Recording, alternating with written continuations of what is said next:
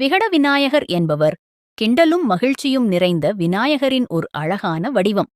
இந்த வடிவத்தில் விநாயகர் எப்போதும் சிரித்த முகத்தோடு வேடிக்கையான செயல்களில் ஈடுபடுவதாக கதைகள் சொல்கின்றன. அவரது கிண்டலும் குறும்பும் எல்லோரையும் மகிழ்விக்கின்றன. ஒரு நாள் விகட விநாயகர் கோயிலுக்கு வெளியே உலா சென்றார். அப்போது ஒரு வயதான மனிதர் ஒரு பெரிய பையை தூக்கிக் கொண்டு வருவதை பார்த்தார். பையின் எடை அதிகமாக இருந்ததால் அவர் மெதுவாக நடந்து கொண்டிருந்தார். விநாயகர் அவரை நெருங்கி, ஐயா, இந்த பையை ஏன் இவ்வளவு சிரமப்பட்டு தூக்குகிறீர்கள்? இதில் என்ன இருக்கிறது என்று கேட்டார்.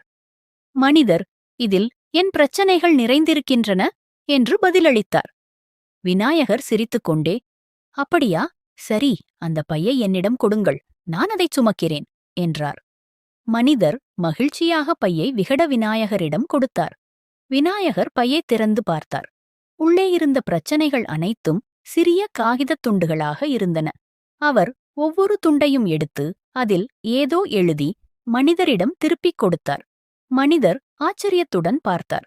ஒவ்வொரு காகிதத்திலும் இது தீர்ந்துவிடும், கவலைப்படாதே, நல்லது நடக்கும் என்று எழுதியிருந்தது.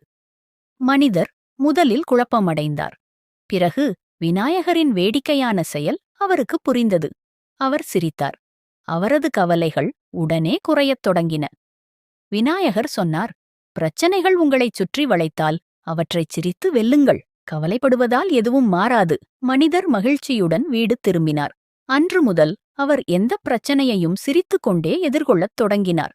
விகட விநாயகரின் கிண்டல் அவருக்கு ஒரு புதிய பாடம் கற்றுக் கொடுத்தது.